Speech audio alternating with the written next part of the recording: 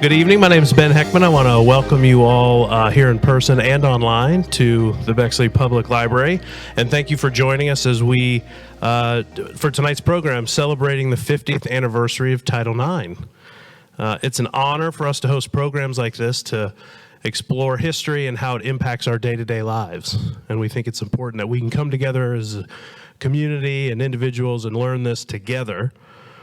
And I would like to thank Jennifer McNally for her foresight, which helped us to bring tonight's program and many other programs that are informative and interesting to the library.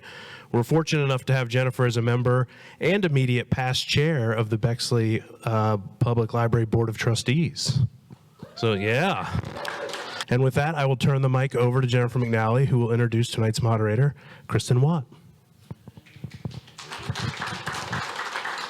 Thank you, Ben. Our staff here at Bexley Public Library is incredible. We're able to do amazing programs because we have such strong leadership in our director, Ben Heckman, and wonderful librarians like Whitney Carr. And I'm delighted you could all be here. I'm thrilled that we have a robust online group joining us tonight. This is an important program. It's an important milestone in our history, and these women behind me are just amazing, and I'm so proud to be here this evening. So I want to introduce Kristin Watt, our moderator for tonight. Kristin was the captain of the women's basketball team at Ohio State while she was there in the late 80s. And for more than 30 years, Kristin has been the voice of the Buckeyes in the women's basketball team in their radio broadcasts. Kristin is an environmental attorney. She's a partner at Voorhees. The Voorhees firm has had a long history here in Bexley in their support of our library, and we're delighted to have Kristin here to introduce our speakers and to moderate the discussion. So I'll turn it over to her. Thanks. Thank you, Jennifer. Make sure how close I have to have my mic. Thanks for being here tonight, live and virtual. We appreciate you guys listening in. We've already had some conversations in the back of the room and are laughing among ourselves with the stories that we can tell and some of the experiences that we have had. I have never met Sue Ramsey before tonight, but she was a teammate of my college coach. So we have a connection there already, it just shows how small a world we live in. So 50 years ago on June 23rd, 1972, I was a 9-year-old, nearly 10, and I knew nothing at the time at 72 what Title IX was. I didn't watch the news then. I didn't pay attention. I had no idea what was going on. Title IX was signed into law that day, and it's part of a lot of people look at it with sports, but it's really all education. We're going to look at it today with sports and the opportunities that it has opened up for us and all kinds of women out there, and maybe some of the hiccups that have come along the way. But Title IX is one sentence. All of this that we're going to talk about is one sentence, 37 words. No person in the United States shall, on the basis of sex, be excluded from participation in, been denied the benefits of, or be subjected to discrimination under any education program or activity receiving federal financial funds. 37 words and 50 years of ups and downs. So there's a lot that goes on with this. When you think about in the 70s, only 7% of high school girls participated in any kind of sport, team or club sport. Only 15% of women in college were participating in any kind of sport or participation. And since Title IX, the percentages have gone up over 1,000% of girls participating in sports now, K through 12, and 614% for college. And those are the opportunities that you think about what has opened up. I'm going to open up the conversation tonight by introducing our guests. and we do have a great panel of guests. I'm going to start with Stephanie Hightower, who, Stephanie, you're not going to remember this. I'll give your stats, and then I'll tell the little story. Stephanie is the CEO of the Columbus Urban League and a former president of USA Track and Field. She was a world record holder, a 1980 Olympian in the hurdles was her sport, so she had no problem getting up on the stage tonight. Skirt and all. And think about the 1980 Olympics, that's when they had the boycotts. She was a Big Ten champion and an NCAA champion in hurdles. In her 4 years at Ohio State, from 77 to 80, she was undefeated in the hurdles. That's a phenomenal stat. She was also one of the first OSU women to get a scholarship at Ohio State University.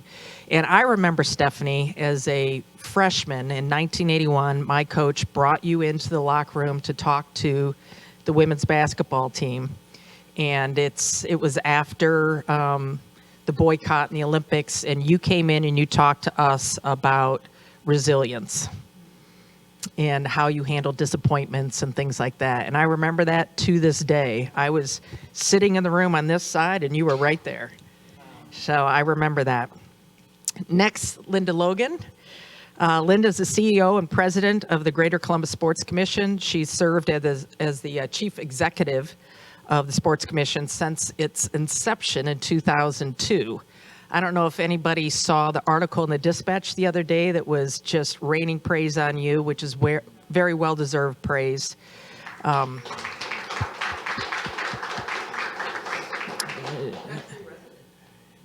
There you go, Bexley resident.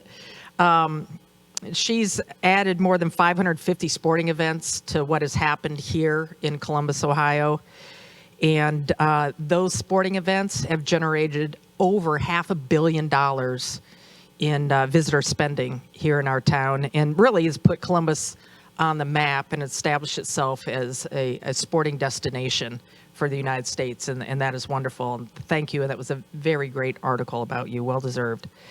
And last but certainly not least, another Bexley native, Sue Ramsey is not only an athlete on her own, right? She played basketball, as I mentioned, at Indiana University, was a freshman when my coach was a senior there.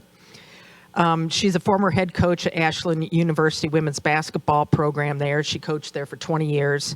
She's also an assistant coach at Illinois State, Miami, and Cincinnati before becoming a head coach at the University of Dayton. So she's been D1 and D2 and an athlete and seen all of this go through. She is also a member of the Ohio Basketball Hall of Fame.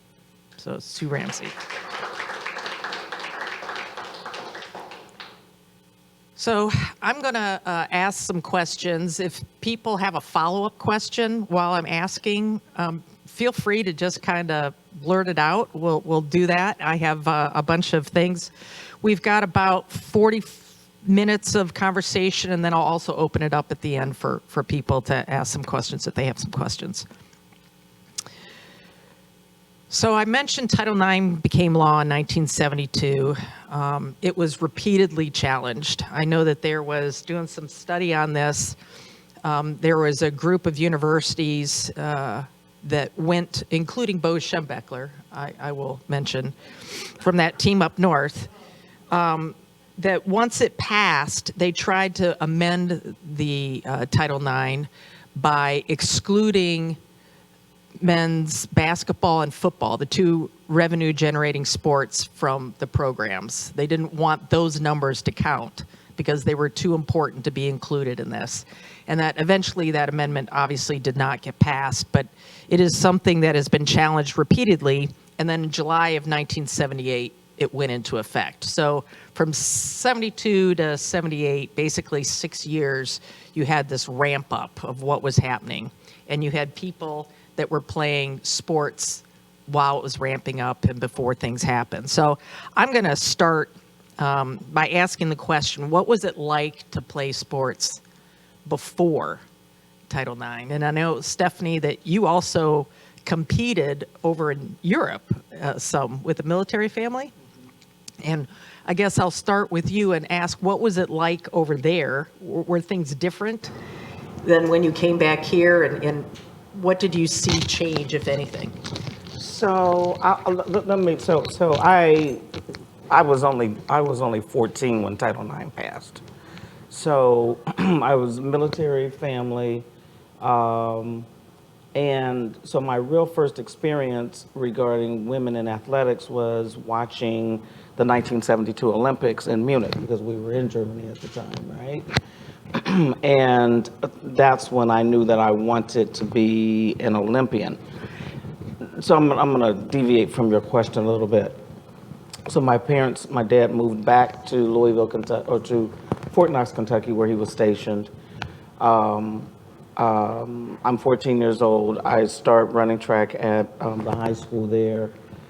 They had the girls' state championship team was there at that time. And the reason why then my dad retired during my sophomore year in high school. They're from Ohio, so they're from northeastern Ohio, Warren, Youngstown area. But my dad and my parents made a conscious decision not to move back to Ohio to the point that you made earlier, because at that time so that would have been 1974, 73, 74, girls' sports in Ohio were just about, there was just nothing there. Exactly. But in Kentucky, girls' high school sports were really ramped up. And so he saw that I was starting to blossom, and so they made a conscious decision for me and for the family. We stayed in Louisville, Kentucky. He retired there because Ohio didn't have the sport programming that they had in Kentucky. Very interesting. Mm-hmm. It worked out pretty well, eh?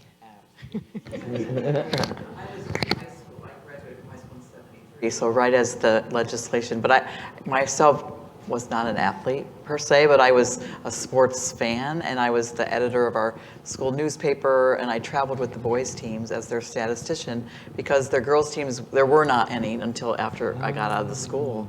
So I was from no girls' teams. We played like half court in gym class, and so got to see it grow, of course, and never myself took advantage of it, but was able to see like the before and after, especially on the administrative side of things. Interesting. Sue? 1972, I graduated high school, Bexley High School in 74. And so 72, my sophomore year and or junior year, right in there. So when I got to high school, they did not allow girls to play any sport except volleyball. And I think they thought we knew a little bit about volleyball maybe, and so I was just so excited to belong to a team. I dreamed about that all my life, shooting in the alley right 2 blocks over here, And so played volleyball. Then my sophomore year, they allowed us to play the rest of the sports. So I remember my freshman year, myself and 2 other teammates, end up being teammates, we volunteered to be managers of the basketball team. And so the 3 of us would scrimmage the starting 5 and beat them. So I don't know, maybe we should have played. I don't know, but yeah, well, they were good too. So then let me preface that too also. My sophomore year, a new coach came in, and Charlotte Bassinet was a physical education teacher. With me? All right, yeah. Physical education teacher, and in those days, when you came through the physical education, it wasn't about coaching, right? It was about teaching. Phenomenal teacher. She just turned 90, and I see her every year on Buckeye Lake, go down and hang out with her. She's amazing. So great teacher. And the gal that came in my sophomore year had played 3 sports at Ohio State. Coach, had been around that. She had gone to do her master's at Illinois State and been exposed and thought every state was up to speed. got to Ohio, I was like, what, this is archaic, right? Why aren't you allowed to play? And so she opened up those doors, and I played 4 sports. I was so excited. I was telling Whitney, I even put on that little skirt that we made in the home ec room because nobody would buy a skirt for us, so we had to make them and ran them down the field and tried to hit a ball. I wasn't very good, but I got, my miles in. So field hockey, volleyball, basketball, and softball. Diana Ford was the coach that came in, and she coached me in 3 of those 4 sports, and then she went ahead and coached tennis. She coached a total of 4 sports, and received a total of $500. That was her salary. Didn't even pay for the McDonald's for all the late nights because we didn't get to practice until 6 o'clock at night every time. So didn't know any different as an athlete, right? I mean, I was just excited to play. But Diana did. 1972, Title IX comes into effect. I graduate in 74. 1 month after I graduate, she says, come on, we're going to take a road trip. We go up to the University of Michigan, and I attended a Title IX seminar in 1974. I know, isn't that crazy? I was too stupid and young to know what was going on, but I was like, okay, this is cool. We get back, and I'm getting ready to go to Indiana University and play there and all, and she informs me the week before I leave for college that she was going to bring a Title IX lawsuit against Bexley High School. Wow. And she did. And her husband was very supportive, and she would call me periodically and say, I can't do this, and I'd be like, yes, you can, you got to. I came home at Christmas, and the lawyers called me in to give my deposition, and they settled out of court, and I know everything got better. She no longer coached there, and actually she taught and then coached at Capital volleyball. But anyway, there's a long answer to it, but just the history of that and the ground floor. So I knew Title IX. When I got to Indiana, we were talking Indiana, Ohio State, they were pretty good. Although I don't know if we kicked Bobby Knight off the floor except once. And but I got to see it evolve. And then we'll get to the rest of this, but I got to see it evolve, and I got to be around some amazing, amazing women, Elaine Huebner, and just going on, Phyllis Bailey. I mean, just and get to know these women and the roles that they played to continue to fight for it. I graduated high school in '81, and so I hear your stories about not having opportunities in high school in Ohio, and I went to Ohio, and I had all those opportunities. Just it seemed to happen overnight and very quickly, because I had several sports, maybe 10 sports that I could choose from: volleyball, basketball, tennis, softball, track. So I think about that. What are the changes while you were there that you saw? Was it a night and day change? Was it a slow change? Was there grumbling under the voices? Or how did you see the change? It seemed slow to me, but progress was being made, right? And doors started to open. I think for me, at least in my career, I went to Ohio University, and they had the very first program in sports administration. Now there's hundreds of colleges that offer that opportunity, but I remember being able to apply for positions all over the country, and being one of the few women that were part of all that. It was really amazing, the opportunities that started to come my way. So although it was slow, it was steady, a steady climb. Yeah, I was the first track scholarship at Ohio State. And the reason why I got here was because my uncle played football for Woody Hayes, and I wanted to go to Tennessee State, and Mr. Temple at the time said I was too slow, and I want you to know he recanted that about 20 years later. He apologized to me. That was the biggest achievement for me to have Ed Temple say I made a mistake. But exactly. But I remember my uncle said, okay, you ready to go to school? And I said, yes. And my uncle's Paul Warfield. And so I picked up the phone one day, and Woody Hayes was on the phone. And he said, I hear that you are looking to go to school. And I said, yes, sir. And he said, well, then you're coming to Ohio State to be a Buckeye. So that was, as you know, if Woody Hayes calls you, then that means you're going to be at the Ohio State University. So I was the first scholarship at the women's track team. They didn't even have a coach. So they recruited me and brought me to Ohio State before there was even a track coach. And then they brought Mamie Rollins on, you remember Mamie, as my coach. Sandusky, Ohio. I know. And so what we saw, to your point, Linda, we didn't kind of know what we didn't know, but it was slow, it was steady, but we had, and that was before you, so our uniforms were like real shabby and ugly, but we still had our, what do you call it? Remember we still had the bags where you take in the West and you throw them in the. Oh, yeah. We had those. We had certain amenities that were given to us. You had the ability to use the laundry room of the equipment manager. Exactly, but study hall wasn't segregated, but the football and the basketball team always had the best tutors, and then the rest of us were downstairs on the second level, and we had the really not good tutors. How about that? Yeah, exactly. And so I remember by the time I got to my sophomore year, my junior year, I was running extremely well, and I had an opportunity to compete at in New York City at Madison Square Garden for the Milrose games. And Phyllis Bailey was the AD at the time. And they wouldn't pay, they invited me to come, but they wouldn't pay for my coach to come. They wouldn't pay for, the university wouldn't pay for my coach to come. And so I had to go up to Madison Square Garden by myself. What year was this? This was, this had to be my junior year, so this had to be 78, 79. And I set a world record that night. And my coach wasn't there. And so when the reporter put the microphone in my face, and they were asking me, what do you think about, you set this world record tonight, how are you feeling? And this is when I figured out where I had a voice, and I didn't really understood what that meant.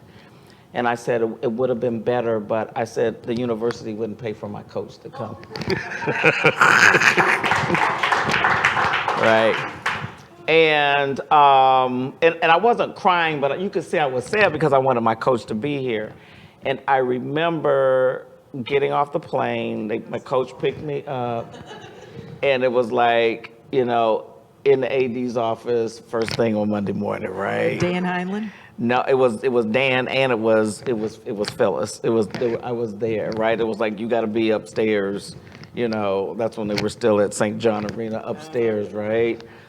And I remember, but what this did was it changed things, because by me using my voice, not intentionally really trying to in any way embarrass the university, but by saying that, what happened was I had an opportunity, they basically said, please don't do that again, very nicely, we will pay for your coach moving forward. If you have national championships or anything like that, she will be able to attend, so the resources were put there. And so while I was at it, I was like, okay, well, I have horrible tutors, right? I have a horrible tutor. So I start figuring it out now, and I got like the upper hand, right? So it was like, okay, well, I need a tutor for German. I don't know why. That was because I lived in Germany, so I was still thought I could, sprechen sehr ein bisschen Deutsch and something. I don't know what it was. So I got a tutor before I got kicked out of study hall, because then after that I got taken out of study hall. But that's a whole nother story. But things started happening. So it was, and then I remember the time, to your point, when the men's football team went to the Rose Bowl. They used to have to come into the St. John Arena, into the French Fieldhouse for the winter to train, right? There wasn't a North facility. And so what that meant was then we got kicked out. And so then our workouts would have to start like at 7 or 8 o'clock after the football team got finished, because there was an incident with me and some football players on Woody Hayes, and so one day, and so after that we could no longer. They used to be on the infield, and we used to be running around in the out. So with things like that, then they always took precedent over what we had to do, but over time it was a slow grind. But it was intentional. You could see the intention of, we had trainers. By the time you got to school, we had our own trainers. We had our own locker rooms. We had some of the amenities, but we didn't have all of the amenities that the men had. Oh, I was going to say real quick, one at the high school level, state tournaments started. So we didn't have that in 74. I believe they started in 76. Bishop Hartley was the winner. So that was something that I think would be maybe measured as quick, right? I mean, 2 years, boom, we got, allow the girls to play and have a tournament and state tournament. At the college level, I can clearly recall going to a regional tournament at Illinois State and driving in station wagons with coach and trainers doing the driving. So interesting. Were you recruited to go to Indiana University and you went, how did you choose to go there? Yeah. And then eventually you got a scholarship. Yeah. So grew up obviously here, and both my parents, Ohio State grads, grew up on Ohio State sports. And when it came down to time, my parents were like, it's pretty big. And Nancy Wilson was the coach at the time, and she wanted I go up in the summers and play with them and play pickup and stuff. And she wanted me to come to Ohio State, and they were like, maybe you should get away from home and go to a smaller school. So Indiana was only 35,000 at the time, so much smaller school. So I remember Indiana. I looked at the schedule. Indiana and Ohio State were playing up in Parma, is where they played. Yeah. So if you know anything about how Parma is, if you follow through on a layup, you're knocked out. I mean, the wall is right there. Hello. So I went up to Parma Arena, and after the game, I went down and introduced myself to the women's coach at Indiana. I also I had been to one basketball camp because they only had one in those days, and at Eastern Ohio, and met Mary Alice Jeremiah, who was a coach at Cedarville. Told her I wanted to play for a Christian coach, and she said, I know the coach in Indiana is a Christian. So I walked up and I said, Coach, I'm Sue Ramsey. Before I went, I picked out strategically clogs, right? Because they gave me this more height, the clogs were good. In those days, they came back around, yeah, so I want to be taller, And I said, I think I've been accepted, and she said, well, that's great, we'll see you in the fall. That was the recruiting process. A handshake, we'll see you in the fall. And lo and behold, I'm in the gym shooting, you'll like this story, and before classes had started over in the Hyper building, and I was going to play volleyball too. I thought, well, why not? And in walks Tara Vanderveer. Well, Tara Vanderveer was her coach that we talked about. And she introduced herself, and she said, so how are things going? I said, fine. And I said, I'm thinking about playing volleyball. And she says, oh. She goes, no, you're just going to play basketball. I said, okay. Tara's very persuasive, so so I said, okay, I'll just play basketball. But ironically, the coach, I was there for 2 years with her, and she was a doctoral student that got paid like $1,000 to coach the women's basketball team. And in that time, and I share this a lot, having coached then for 35 years, now I do team building, but in that time, I never once saw her office. I never once. Now maybe that's a good thing because I wasn't in trouble, or it wasn't open. It wasn't that relationship thing. And who can, she's trying to get her doctorate and probably pretty busy doing other things. But I think about it now, it's like, gosh, that's unheard of, right? We're all about that relationship piece. So my teammates represented, me, and Tara and Debbie Owing, first Kodak All-American, would go. But I didn't know any different. And I had an absolute blast. Tara and Debbie Owing was on the first Kodak All-American team. They were the backcourt. And they did run and jump before anybody knew what a run and jump was. And so Tara would turn or Tara would get the steal, and Debbie would run down the court. Well, Debbie was an All-American. But my role was to run down the court after in case she missed the layup. So she never missed the layup. It's called a follow. Yeah. It's called a follow. Yeah. Yeah, but I got real good at running backwards, giving high fives because she never missed a layup. It was great, and I was thrilled. I was so happy in that role. It was wonderful. And they eventually offered you a scholarship. So then, yes, so we advanced sophomore year. So then my sophomore year, that coach left and went to Taylor University. A new coach came in. Couldn't have been more opposite in the entire world, like a little Bobby Knight, cussed me out every single day. But before she did that, she offered me a scholarship. So that's when they first started allowing scholarships in the Big Ten.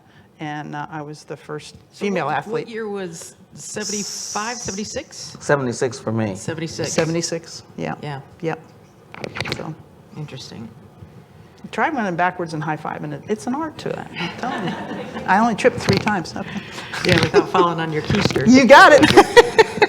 So the 20th anniversary of the Greater Columbus Sports Commission. A couple things for you, Linda. First, I'll go with this. How is the landscape? Now I'm gonna go back. You touched upon this, but I want to dive a little deeper on it, and that is, you were a woman in a man's world with administration. Correct. I mean, there were no female administrators or anyone doing anything. Phyllis Bailey was basically it, and everyone in the United States knew Phyllis Bailey because of. We all probably have a great Phyllis Bailey, she Oh was yeah, we all amazing, have yeah. great Phyllis Bailey stories. She told me how you got recruited. She told me that story years ago. But how unusual was it? How hard was it for you to break in to the profession that you chose and obviously are wonderful at? I think my industry and it's sports tourism, and I evolved into that. But so I worked for several other sports teams first, and was on the operations facility side. Worked for arenas, stadiums. I worked in Kansas City for 10 years. Worked for the Big 8, now the Big 12 conference. So I think as I was working up the ladder, there were more women that were starting to be in the role, but maybe not in the leadership role. And I probably didn't aspire for that myself, not understanding. I just loved the work. So I think I came by it very honestly, that I just continued to like what I did. And then my sister convinced me to move here. I was living in Kansas City. She had her second son, so I had 2 nephews that were 2 weeks old and 4 years old. And she said, "Don't you want your nephews to know you better?" So I took a leave of absence from my job in Kansas City and moved here. I was waiting tables at the Funny Bone, by the way. And all my friends in Kansas City were taking bets as to when I would move back. But Kansas City had one of the very first sports commissions. It was formed in the 1960s. And so I got here. I was eventually hired by our convention center as we were building the building. I came from the Kansas City Center to here, so I was able to start bringing some of my customers here. Was booking sports, conventions, trade shows, but I remembered what it was like to be in Kansas City. The NCAA was headquartered there. So many sports were happening there. They hosted more Final Fours than any city in the country. And so I would tug on anybody, Stephanie and I got to meet during that time. I would tug on anyone's shoulder about, hey, someone should do an effort here to create a sports commission and have 100% dedicated to going after these events. And Andy Geiger was the new athletic director at Ohio State. He was someone that recognized the importance of something like that. Doug Kryler, now at the Columbus Foundation, was involved, and there was just a lot of people that were part of the story, right? Stephanie and I have a story, and so of just trying to do this work, there was a lot of work to go around. So it kind of came slowly, but surely, but it was maybe the persistence. I think my husband would tell you I'm pretty persistent, right? And so eventually, I think people listen, and that's the cool thing about Columbus. You can come to the community with an idea, and people will listen. So that's probably the best way I can describe my story. Yeah, but if I could, because she's being very modest, being extremely modest. Linda had all of these experiences in a very male-oriented industry but I think it's part of her personality. That's why you kind of love her, because she just goes with the flow, right? Water off a duck's back. Yeah, it really, really, really. And so I'm sure that there were discriminatory things happening in that world, but she just kept doing the work because she loves doing, and she's an anomaly. And so I think when you start looking at all her resume, she knew this person, that person, been here, done that. That's where I think, as women, we have to find more people like her as mentors to be able to, you got to get the work done and build that level of resume so that then she was undeniable, right? I mean, who could, when it was time for the position, she was the perfect choice. There was no man that could even stand up to her at that point. But I'll tell one story because we have a mutual friend, Wayne Roberts, that actually lives nearby. But he, my first board meeting, I was really great one-on-one, and I had all this confidence. But when I was surrounded by all the men in the room on my first board meeting, I was really nervous, and I just didn't act like I was the new executive director of the Columbus Sports Commission. And I remember Wayne called me and said, if I wouldn't know you, I would say, well, why did she get that job? She didn't act very, like a leader in that meeting. You know your stuff, so start acting that way, right? So I needed really a kick to have my own confidence. And I think it was looking around the room and seeing all the men in the room and all in one place. I think one-on-one I was great, but when they were all sitting there at the same time, it was pretty it was pretty intimidating. But I was able to get through it, right? So thank you. So 2002, and all of the state tournaments and all of the collegiate tournaments that you brought here, what have you seen change-wise in how the genders are treated, the different sports? I mean, I think that our community is very welcoming in so many ways, but just to see the growth of women's sports, and all of you had that part to play as you played sports, played and coached, and just, the last few years, us hosting the Women's Final Four or even the NCAA Volleyball Championships, whether it's sellout crowds or the viewerships are up, and there's new leagues that are out there, everybody has played their part. And I think that because of the next generation, the 2 or 3 generations that have come up since Title IX, they've seen, you have to see it to believe it, right? So there's so many more opportunities, and we are a great city that really will come out for women's sports. Columbus comes by it very honestly, right? Yeah. So I saw something on CBS Sunday Morning, one of the few programs I actually record every week, and I don't know if anybody else saw it this past weekend. There was a story of a bunch of women that went to a sports bar to watch the NCAA Final Four for women. And it was, I can't remember if it was a final game or the semifinal game. And it was on one TV of a sports bar that had about 12 or 14 or 20 TVs.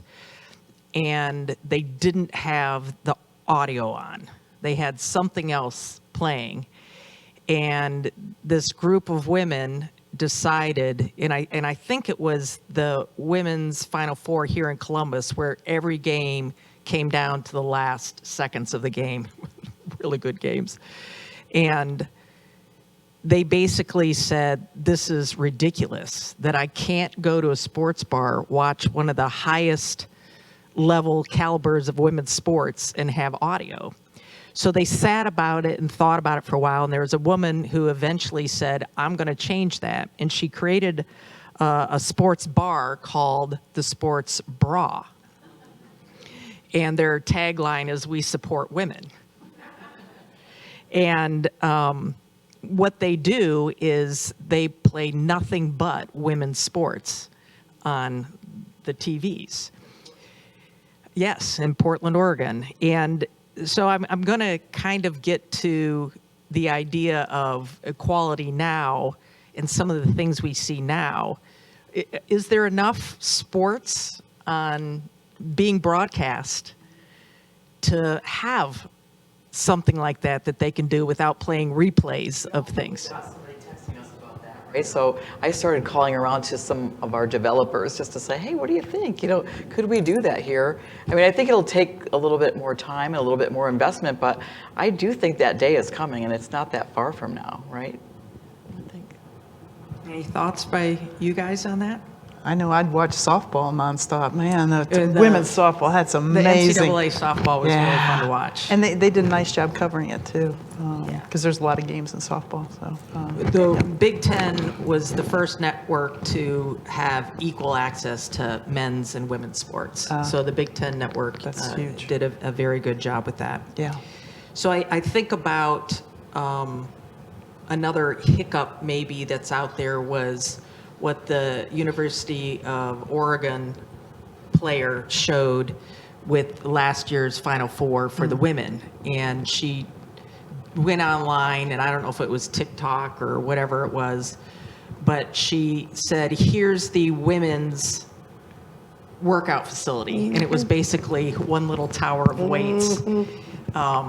And then took a picture of what the men's huge. workout facility was. And it was an area about 10 times, 12 times of this with all kinds of workout equipment. And I found that interesting that there are still things like that. So for you, Linda, when the NCAA comes or someone else comes, they're in charge of certain things. Have you seen some of that in the past? Because I found it at the time insulting. So it didn't surprise us, but I think one of the things that we were proud of is that we knew going in that the men's Final Four has a lot of amenities that the women's Final Four did not. So that when we hosted in 2018, we were the first city to do the bus wraps on all the buses. We did the first red carpet arrival. And so we instituted some of the things that were already happening for the men's. So I think some of the other cities that came after us hadn't put that in their budget or maybe didn't. But I think we had the foresight to say, okay, this is our one big shot. We got to go for it. What are the extra things that we can do to really make this special? So I think that that's something that we did then for the NCAA volleyball championships. We were the first city to do the same thing, the red carpet arrivals, the bus wraps, and they've just never seen it before. So if everybody makes that sort of what's expected, I think we all have to just raise the bar. You don't want to outprice yourself, of course, but I think we knew that going in. So I think now we're in the midst of bidding on the event again for 2027 through 2031. So they have instituted a lot of new things that they're asking for, but because we did some already, we kind of know the drill a little bit, right? I don't know. I have strong opinions on both sides of this with respect to the equality in numbers of sports and some programs having to cut men's sports to make it equal. And obviously money and budgets and everything like that makes a big difference.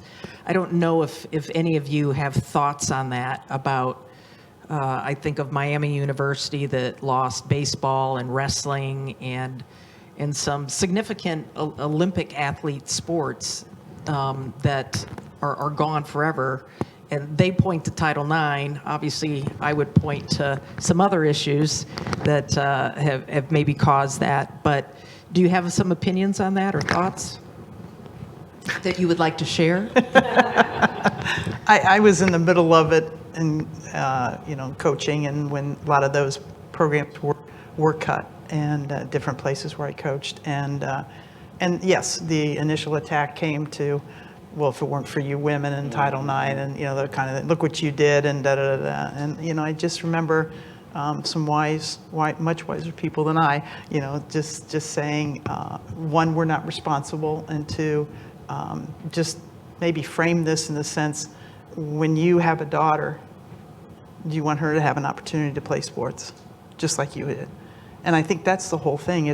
Title IX is all about just opening the door for opportunities. And you're right. I mean, it's sad that some wrestling and those programs got cut, but don't cut the women for that. I mean, we all can sit here and say, well, that makes sense. We love Title IX. But at the same time, it's like, let's get to the source of, okay, the financial piece of it, make sure the university can support those programs. And obviously football, big numbers, big budgets. So they have that football thrown in the mix always made it hard for that equality piece in numbers. And they had to make some adjustments. But, that's a lot of that's growing pain. But my gosh, you can't argue with the numbers. I mean, the numbers and the opportunities, and athletes today have no idea, and I go out and do a lot of speaking now, and they have no idea what had to happen before and how bad it was before, because, you know, when they're 4 years old now, they get thrown on a team. Now we can talk AAU, and I got a whole lot of opinions on that too, but at the same time, the opportunities are there. And so you can't, you know, deny one set of people their sex because of that and say, okay, but all the guys get to play whatever they want, you know. Go play football. I mean, you know, I don't know if that made any sense or not, but. I read something where there was a wrestler, and he was 5'2" and a small guy, and he's like, what's a guy like me supposed to do if you get rid of all the sports where short, small people can play? And I was kind of like, so what's the next step analogy of that? Get rid of all the women's sports. Right. And so I have strong opinions on both sides, and I think it's interesting what people think about that, because it is unfortunate, but it's a fair field now in the amount of numbers. Yeah. One last question, and this has to do a little less with Title IX, but a big picture, because what's happened in Title IX has now exploded the rest of women's sports, and that's the soccer equal pay for the U.S. women's national team. They won their lawsuit, and they settled that lawsuit. And it was very interesting because the women had 4 world titles. They were actually bringing in more revenue than the men, and yet the men were being paid more. And the director of the U.S. or the Soccer Federation basically said, well, it's the U.S. Soccer Federation, I'm getting the name wrong, but they said, well, the reason we do this is the women are less skilled players and they have a less demanding job. And he said that, and about 3 days later, he resigned. So where do you think, you know, Stephanie, you've seen obviously the inside of track and field. You've seen the inside from the athletic director side and coaches, and you see it as putting this all together. Where do you see things overall? Where are we? How far do we still have to go? You know, at the Olympic level, so I serve as the chair of the Gender Leadership Task Force for World Athletics. We're hosting the World Championships in Eugene in 3 weeks, the first in the United States, and we're going to be hosting a women's gender leadership conference. I think there are bigger issues when we still are talking about women and women in sports that are even bigger than Title IX. When you look at how our images and our likenesses are being still portrayed, you know, what words are used to describe women when we play hard, when we go hard in the paint, there's bigger things. There's still the coaching pieces that you know, now men are gravitating into women's sports. There are more dollars. And exactly now, so now you have men who would never coach women before now are taking women jobs away from them, you know, which I got an issue with. But yeah, and so there are all these issues now that as girls and women's sports has really been elevated.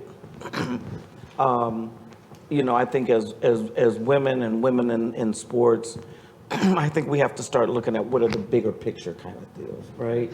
And how does this play out for us to make sure we have female coaches and we have female mentors, and we have, you know, broadcasters like you who are articulating the right way about describing, you know, a player when they're actually, you know, doing what physical. Exactly. Those images, because those images and those words mean something to our young ladies and our young women. So I think there are bigger pictures. I think we still got a long way to go. I could say that. We still have a lot of work to do. So having forums like this, I just want to say thank you to whoever thought about this. This is important for us and our girls. And then you see what happened with the Supreme Court. That's a whole nother issue.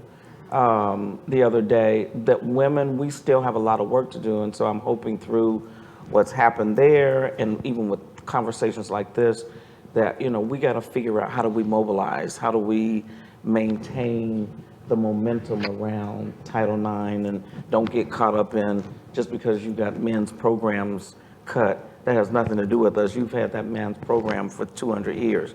We just got started. So obviously it wasn't revenue generating, wasn't doing anything anyway, so be it. Just call it. Yeah. Right. Right with you. Right with you. Sue, you have any thoughts? Well, just the coaching numbers. The statistics were just amazing. Before Title IX, it was 95% of those coaching are women, and then now it's almost I don't know if we've made a little headway, but I think it got as high as 80% are men coaching women at the collegiate level, and it's just, when the money goes into it, obviously. So they get 100% of the men's jobs, although some women are breaking that glass ceiling a little bit. And then they get, 70%, 80% of the women's jobs. So that, I think, falls a lot at the administrative level. And then the statistics there are how many female athletic directors are out there on the collegiate level, and having a voice, or commissioners for conferences, and those kind of things too. So yes, I'm right with you. There's still a lot of work that needs to be done. And when you think of Title IX, yeah, kicked in the 70s, but boy, it sat pretty dormant through the 80s, and then had to kick back up again, and some good things. And now it's even under Title IX, a lot of other areas have expanded outside of the sports. And just talked to a lawyer friend of mine today. He said he's got to reread it because he's got 70 pages now that have been added to Title IX. So, I mean, it's expanded to a lot. Just sexual harassment on campuses. Harassment. Which is great. I mean, yeah. But for sports, it needs to be out there, and education is a big key component of it. And those young ladies that are coming up now as athletes and have benefit from it, they need to know, and they need to know who pioneered them and went before them, and they need to keep that momentum going and not just take it for granted. I think we all have to continue to buy tickets, attend these games, support. And Diana Sabo, who just left Ohio State to be the deputy commissioner of the Big Ten, she just spoke at an event I was at last week, and she announced that they're the first conference to elevate, they're going to have a media day for women's volleyball, the very first in the country. They're the only conference doing it, but things like that, where they're going to elevate that sport, which they should. It's just an incredible sport, and the conference is doing great. But she also saw that the media days for the men's basketball tournament and the women's were so different, so she's elevated those. And so I think it's all of us that are in our jobs that we can see if there's, there's ways that we can continue to tell the story and keep doing the job that we're doing, right? Yeah. I think a lot of it has to do with, again, getting things out there and elevating, and what they did with the softball NCAA tournament, and the viewership they got has spiked immensely because of they're actually putting it on TV, and you can go in and have it on all day in the background of something, and you never had that. Otherwise, you had to just go like, all right, maybe there's one game and it's going to be at 3:30 on a Wednesday, and no one's going to see it. So I think as the ocean rise, all boats are going to go with it, and I think we're starting to see that. So with that, I'd like to thank the panelists. Thank you. Thank you. Thank you.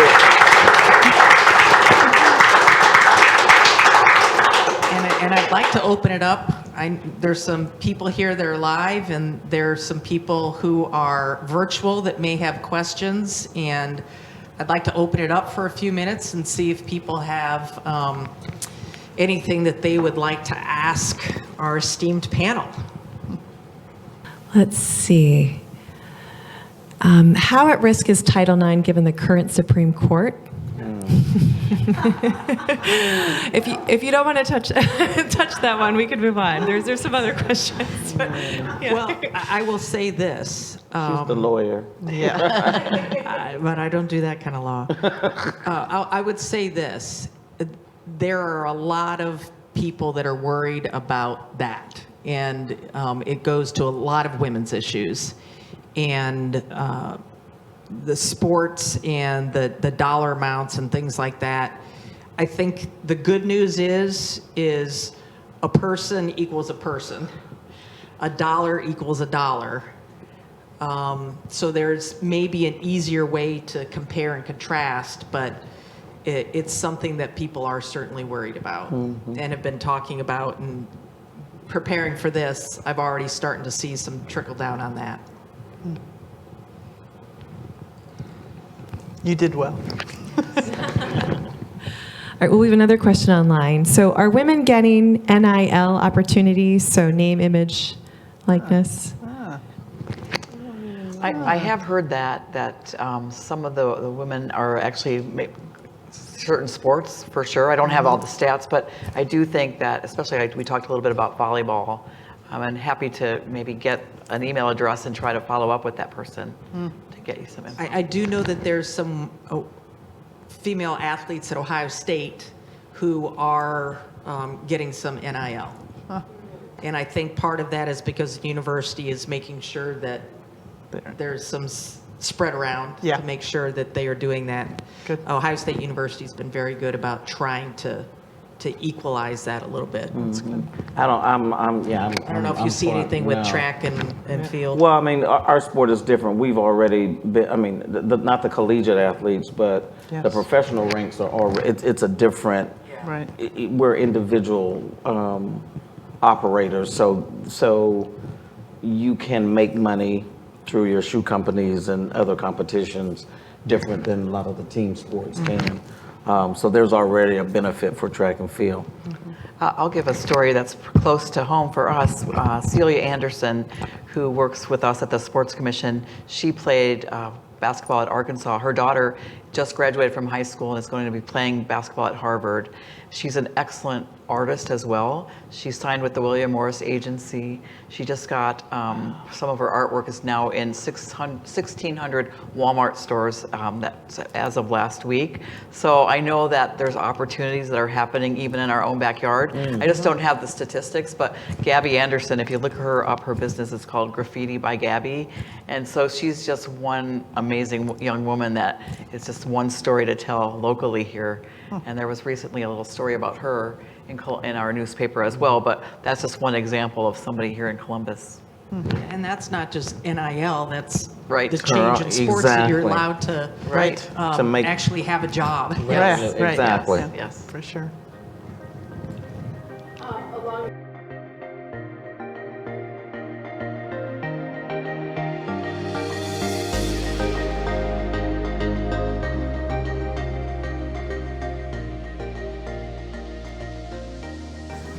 I think the athletes are taking it upon themselves now. They don't really give a damn, and especially at the at the Olympic level, there's always you're going to be fined if you do this, and most of our athletes don't care anymore. They're going to still do what they want. They're going to say what they want. I know the USOC, getting ready for Tokyo, they threatened a bunch of you can't do this, you can't do that.